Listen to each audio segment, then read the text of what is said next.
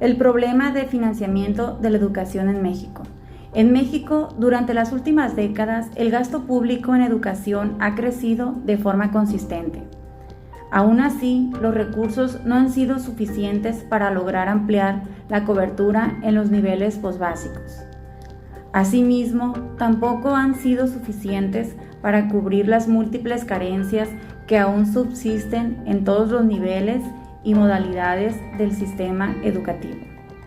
En nuestro país todavía existen diversos problemas relacionados con los procedimientos de asignación, distribución y uso de los recursos públicos que se destinan a la educación, los cuales impiden que el Estado pueda asegurar el derecho que tienen sus ciudadanos de recibir una educación de calidad.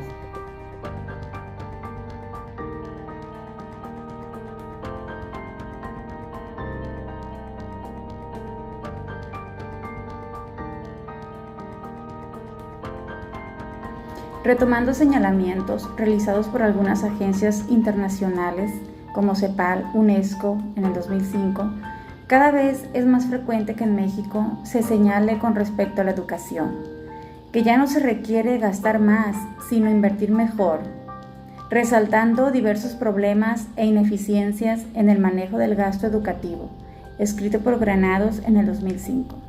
Probablemente muchos de estos señalamientos sean pertinentes y se requiera corregir ciertas cosas para mejorar la eficiencia con que se utilizan los recursos destinados a la educación. Sin embargo, ello no resultaría suficiente para revertir los amplios rezagos e inequidades que persisten en el sistema educativo mexicano, lo que hace necesario que se destinen mayores recursos que permitan afrontar esta situación. Las leyes y normas mexicanas establecen la responsabilidad del Estado de asegurar el derecho que tienen todos los mexicanos de acceder a la educación y que debe ser de calidad. No obstante, está muy lejos de aplicarse y afecta principalmente a los sectores de la población de menores recursos.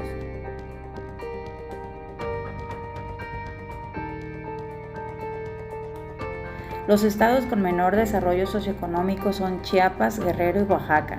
Tienen los niveles más altos de analfabetismo y los más bajos en cobertura educativa.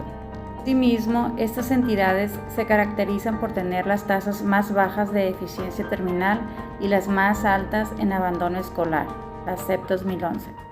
En cuanto a infraestructura de los centros escolares, un estudio realizado por el Instituto Nacional para la Evaluación de la Educación evidencia las precariedades en las que se encuentran la mayoría de las escuelas, tomando como referencia un índice de los servicios básicos con los que cuentan.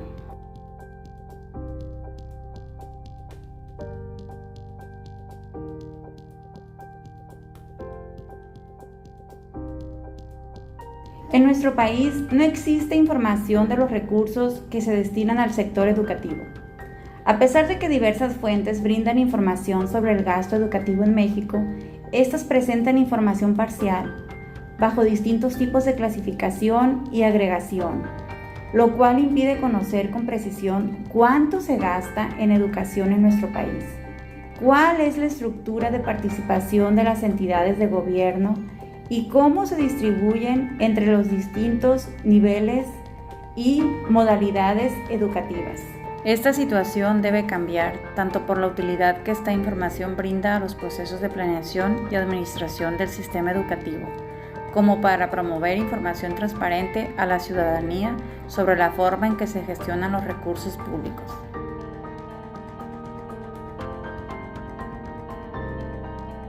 Para enfrentar el rezago y la inequidad del sistema educativo, es menester que el Estado deje a un lado el rol ambivalente que ha jugado en los últimos años y asuma un renovado compromiso con el financiamiento de la educación. Tal ambivalencia se refleja en el hecho de que mientras por un lado los gobernantes reconocen el derecho que todos tienen a la educación y su importancia para el desarrollo social y económico del país, por el otro tienden a limitar la magnitud de los recursos que destinan al sector en los proyectos de egresos de la Federación.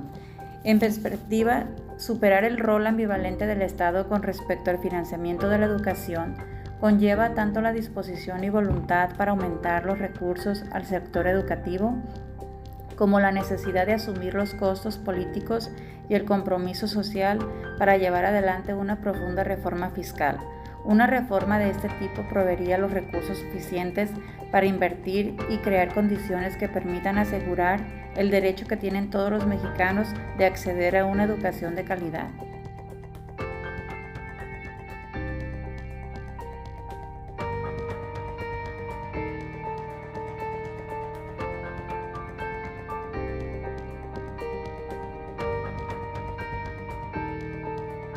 En los últimos años, los resultados de la asignación presupuestal han sido fruto del cabildeo y de las coyunturas políticas. Este proceso ha dejado ganadores y perdedores según la correlación de las fuerzas políticas que participan en este proceso.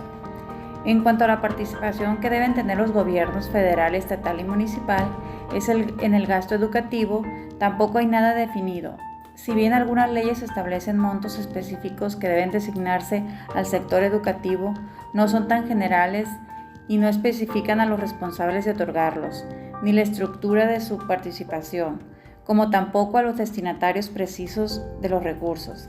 En consecuencia, no existen compromisos específicamente establecidos que permitan hacer justiciable el derecho a la educación. Se promete y no se cumple, y no pasa nada.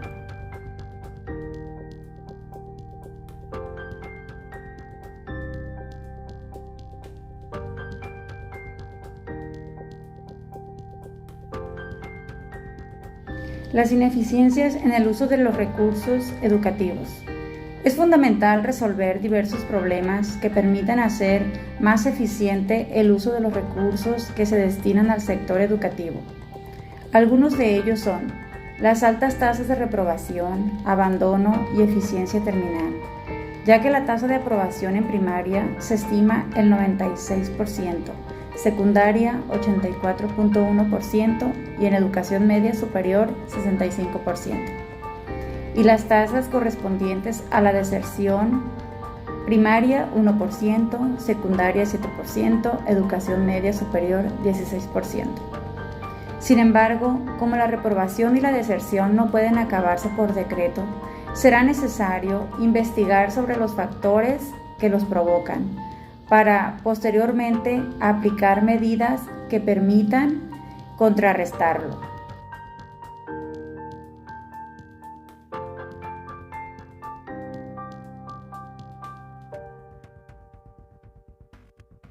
Otra de las ineficiencias es el uso inapropiado de la evaluación en el sistema educativo. La evaluación, se señala como parte del proceso educativo, debe asumirse en términos formativos, es decir, para retroalimentar y subsanar deficiencias detectadas. Las autoridades educativas han puesto en funcionamiento modelos de financiamiento a través de la distribución de recursos extraordinarios, como recompensa que se otorga a los que resultan más exitosos en las evaluaciones. Este tipo de modelos solo han provocado mayor polarización e inequidad en el sistema educativo, al tender a recompensar a los que de antemano estaban más aventajados, sean instituciones, centros escolares, programas académicos, docentes, investigadores o alumnos.